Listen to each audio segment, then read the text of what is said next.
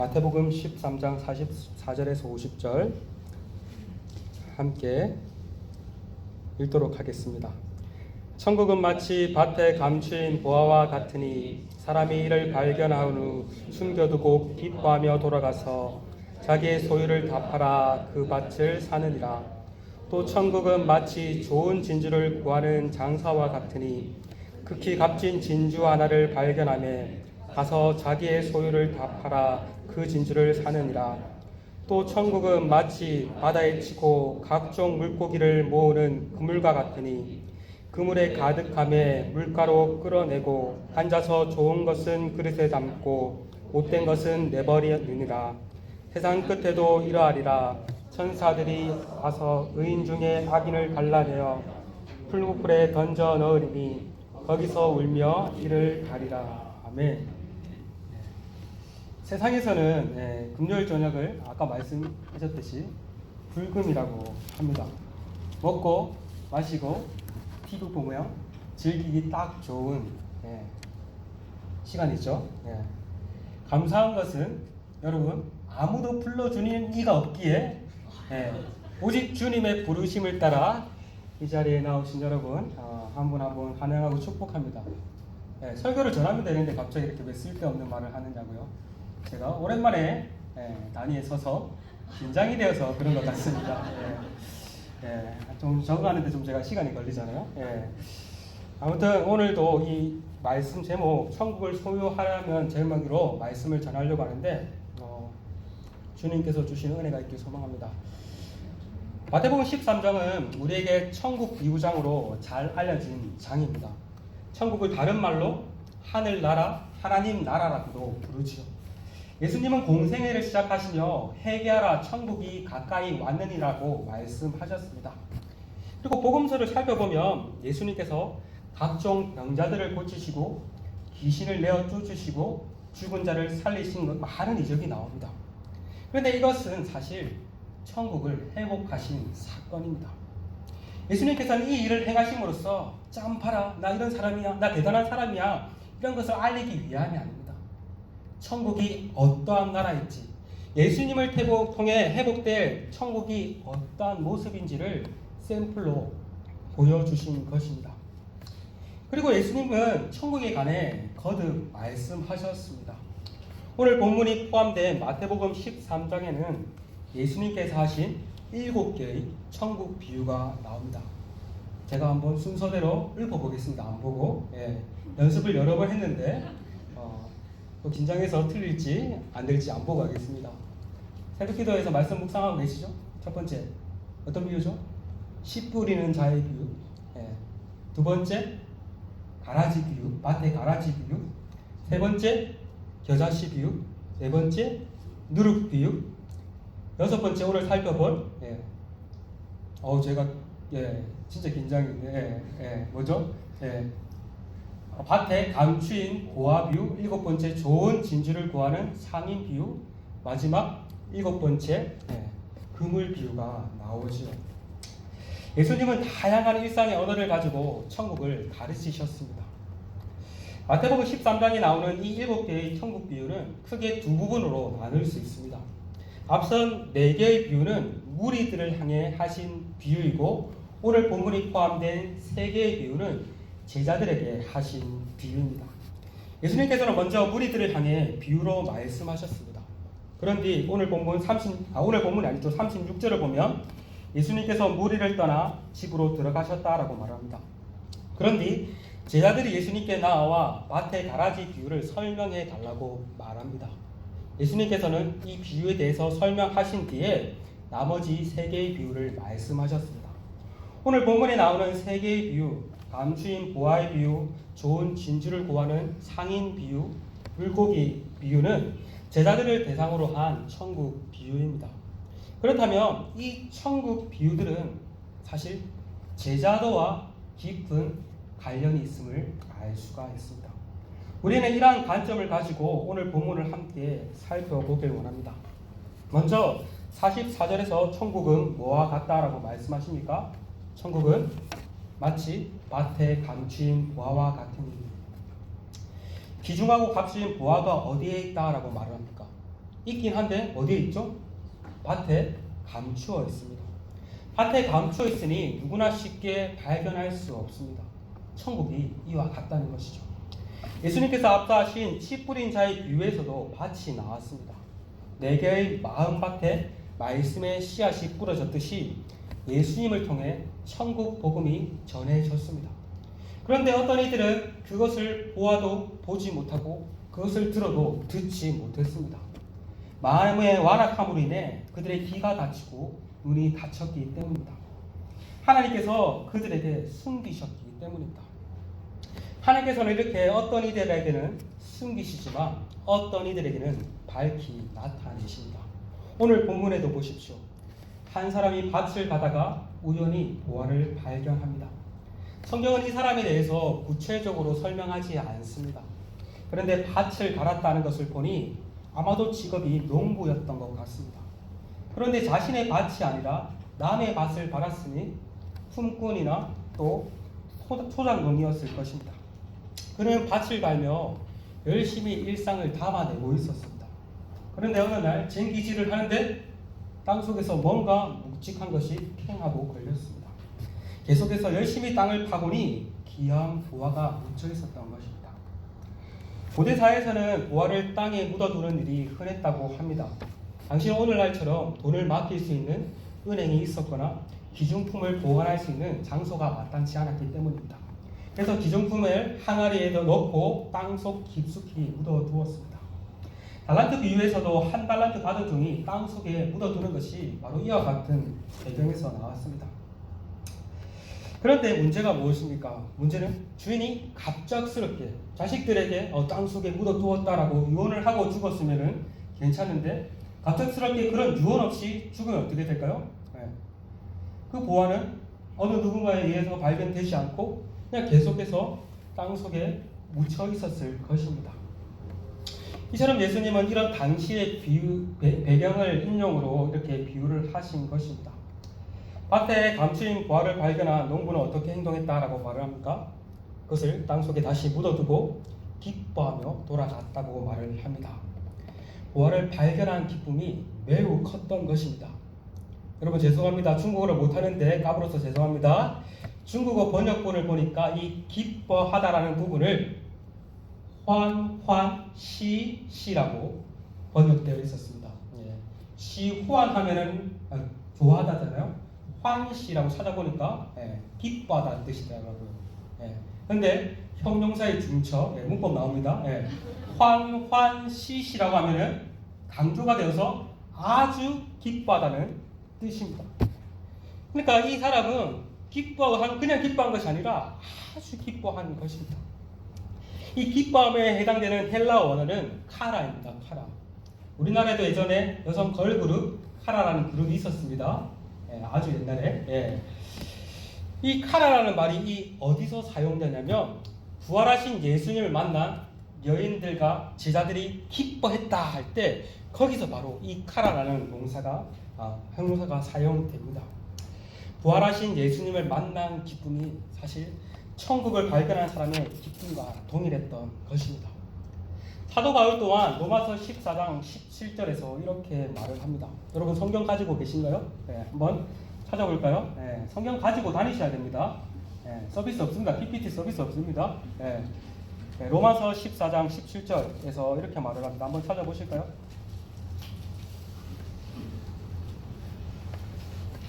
다 찾으시면 함께 읽으시겠습니다.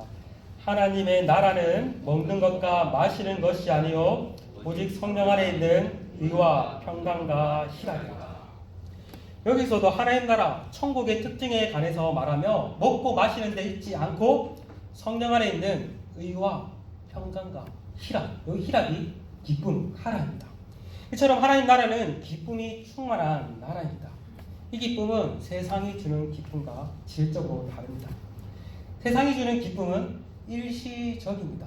잠시 기쁘게 할 수 있으나 그 기쁨 뒤에 더 큰 공허함만이 찾아옵니다. 그러나 천국 백성이 맛보일 수 있는 기쁨은 영속적이고 지속적인 기쁨입니다.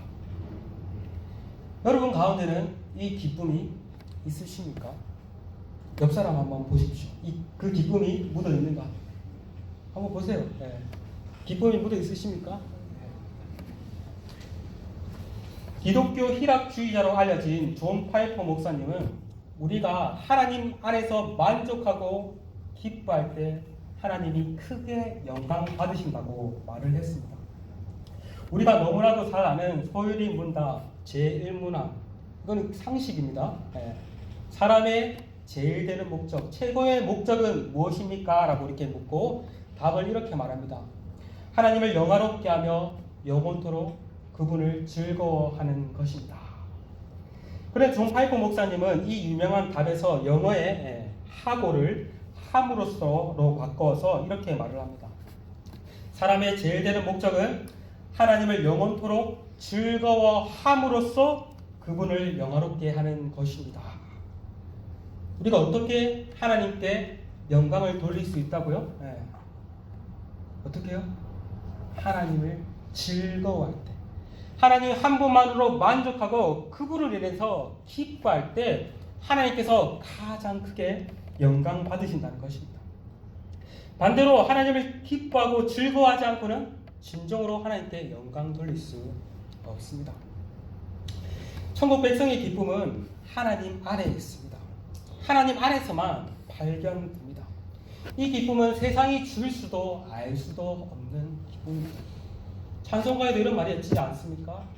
우리 서로 받은 그 기쁨은 알 사람이 없도다. 천국 백성만이 누리고 맛볼 수 있는 그 기쁨인 것입니다. 여러분, 세상의 그 무엇으로부터 기쁨을 찾으려고 하지 맙시다. 세상은 영원한 기쁨을 줄 것처럼 속삭이지만 사실 결국 허망할 뿐입니다. 이것만 있으면, 이 일만 성취되면 기쁘고 행복할 거야. 여러분, 수없이도 그런 거 많이 기대하셨죠? 근데 어떠셨습니까? 과연 그렇던가요? 아닙니다. 세상에서는 진정한 기쁨을 찾을 수 없습니다. 하나님의 백성된 천국 백성인 우리는 하나님 안에서 주어지는 그 기쁨을 맛보고 누려야 합니다. 바라기는 오늘 우리가 하나님 안에서 누리는 그 기쁨이 충만하기를 소망합니다. 세상 사람들은 세상에서 주는 그 기쁨을 찾아 이 불금에 보낼 것입니다.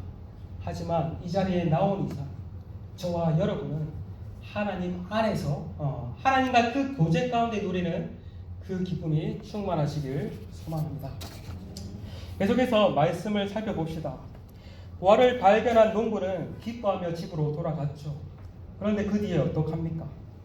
자신의 모든 소유를 팔아 밭을 삽니다. 천국은 마치라는 아이들의 노래가 있죠. 아십니까? 오늘 설교 찬양을 그 곡으로 하려다가 너무 또 웃길까봐 참아하지 않았는데, 거기서 그런 말 하죠. 가사에 집 팔고 냉장고 뭐 팔아? 집 팔고 땅 팔고 냉장고 팔아 기어이 그 밭을 사고 말 거야 하면서 막 기뻐하는 율동이 있죠. 이 사람도 마찬가지였습니다. 자신의 소유의 일부를 판 것이 아니라 모든 것을 팔아서 그 밭을 샀습니다. 품꾼 또는 소작농이라 형편이 결코 넉넉하진 않았을 것입니다. 그럼에도 불구하고 그는 모든 재산을 탈탈 털어 그 밭을 샀습니다. 영끌이라고 하죠. 영혼까지 끌어모아 그 밭을 샀습니다.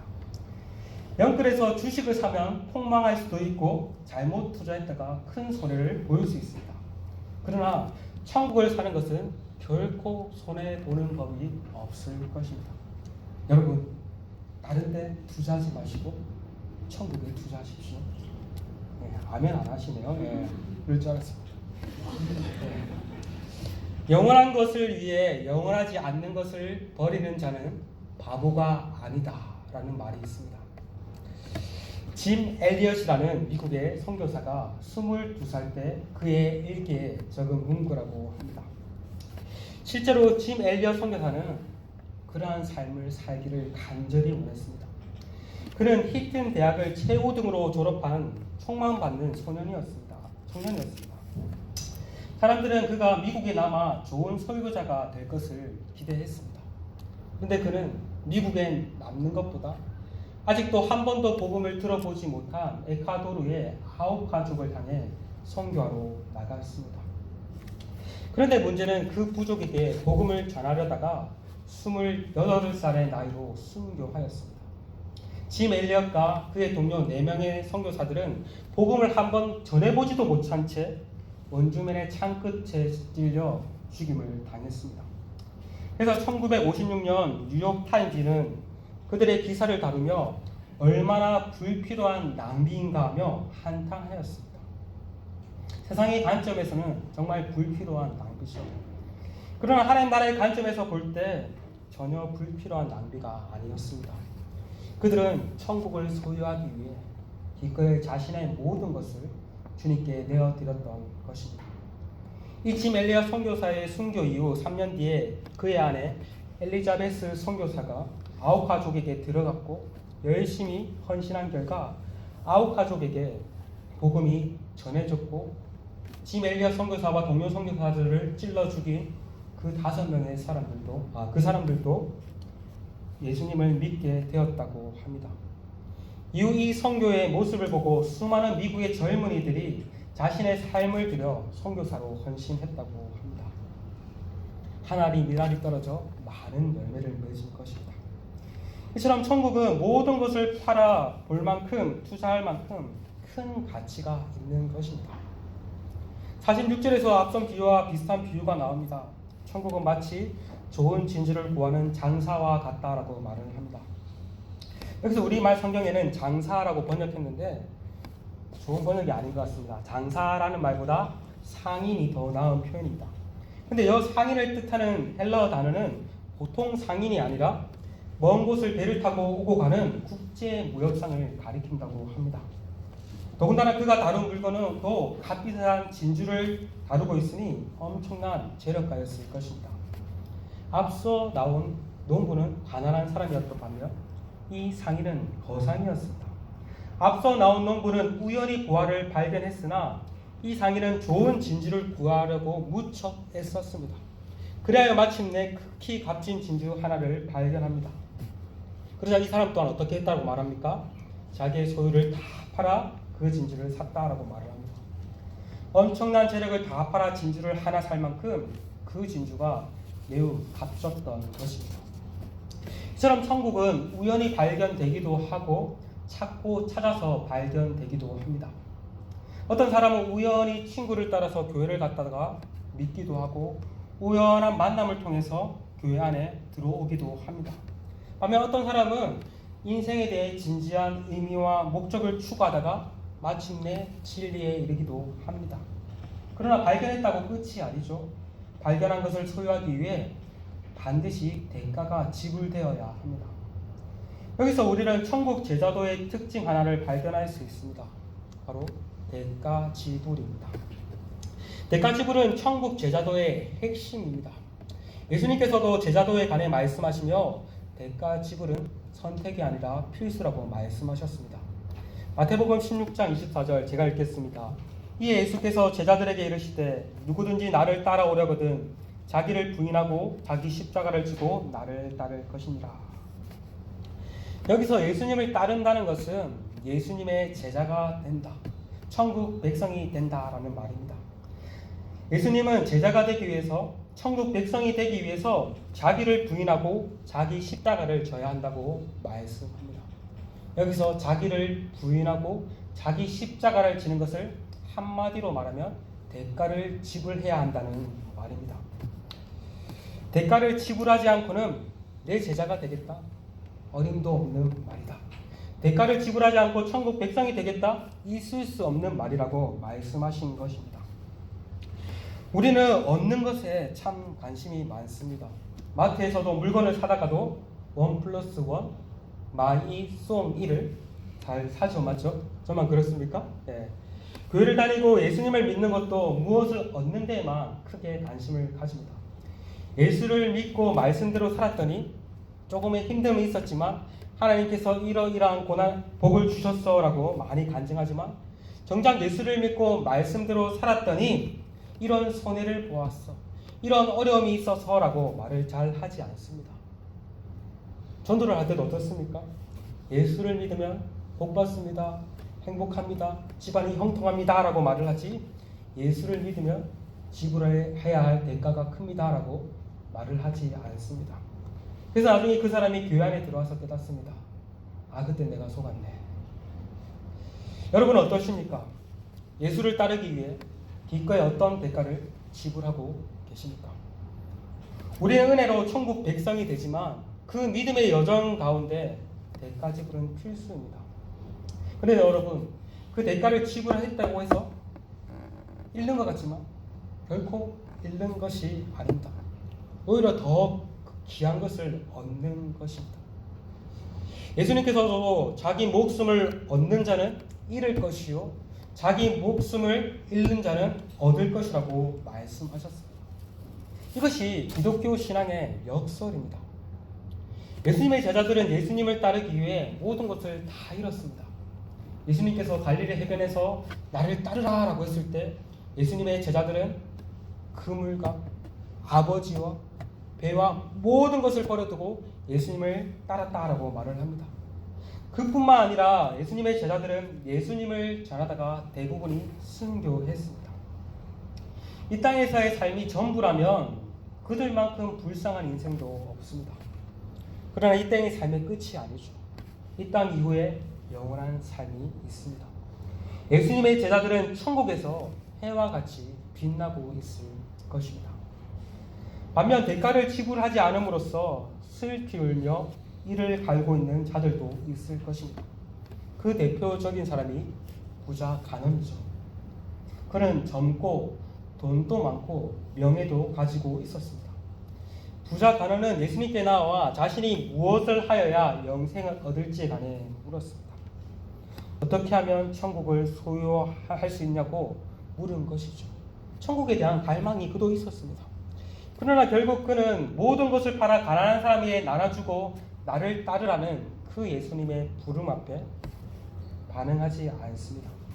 마태복음 19장 23절을 보니 그 청년이 재물이 많음으로 이 말씀을 듣고 근심하며 갔다라고 말을 합니다.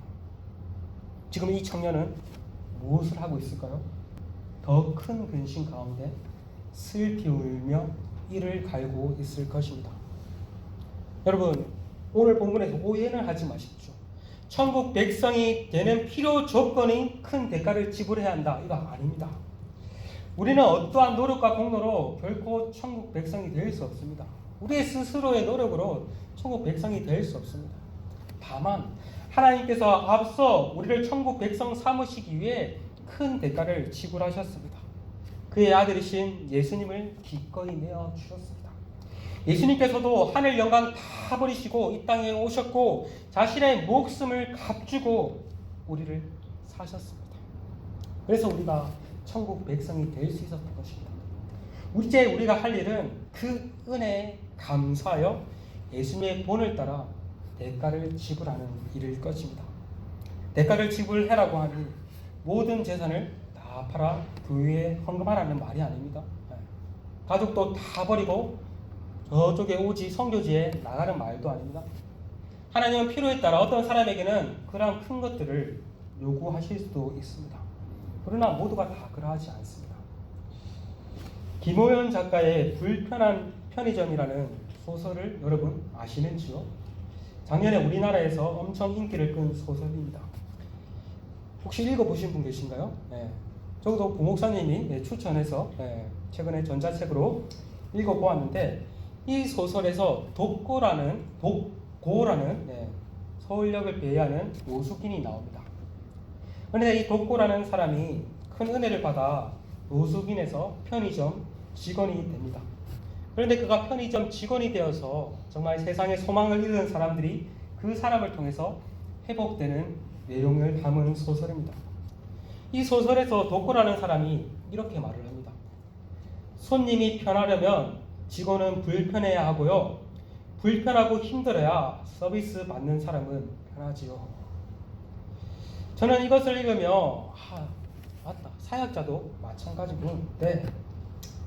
성도들이 편하려면 저는 편의점 직원이 아니지만 교회 직원이잖아요. 맞죠?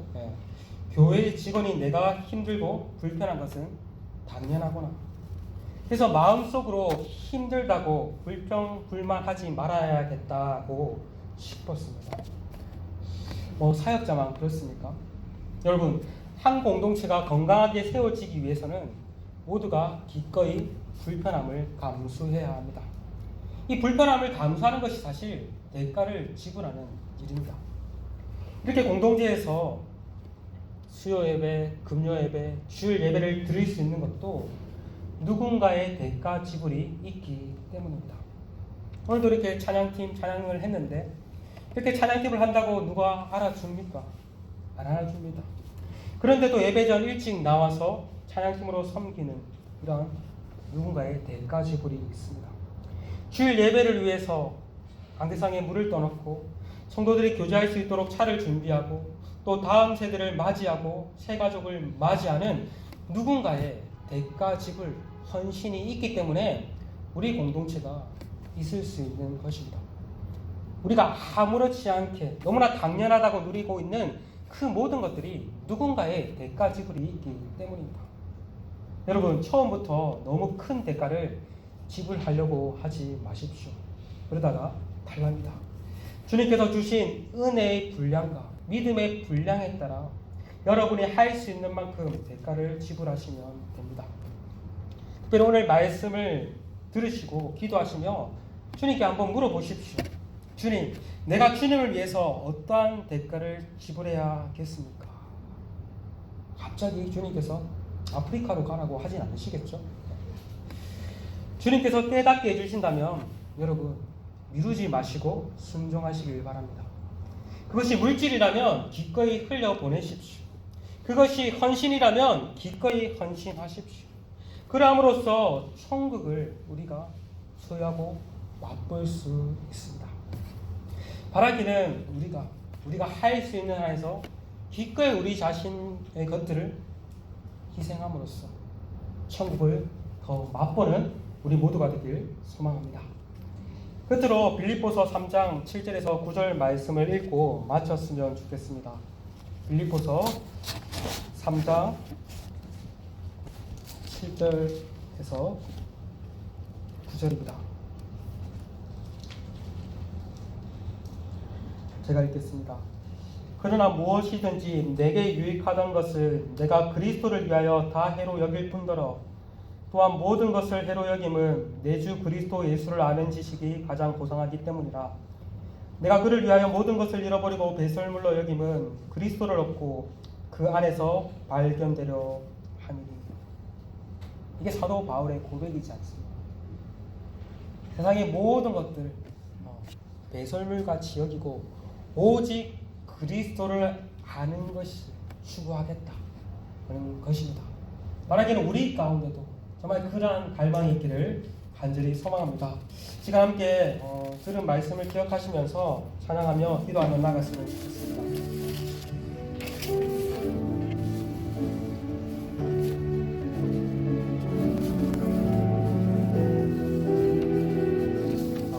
내 안에 가장 귀한 것, 내 안에 가장 귀한 것, 사도 바울의 고백이 담긴 찬양인데 찬양 한번 하고 합심하여 기도했으면 좋겠습니다.